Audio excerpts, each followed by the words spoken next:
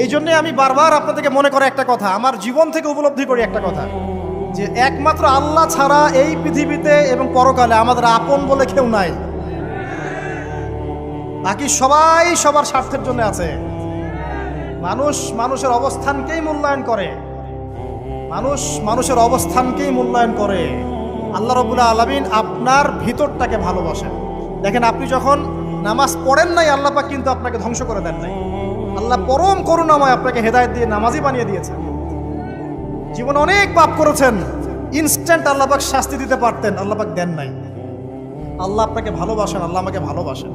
আল্লাহ পাকের এই ভালোবাসার ঋণটা শোধ করার জন্য হলেও নামাজি হয়ে যান, আল্লাহর পথে ফিরে আসেন, দিনের জন্য কিছু করেন, দিনের ফিকির করেন, পড়াশোনা করেন।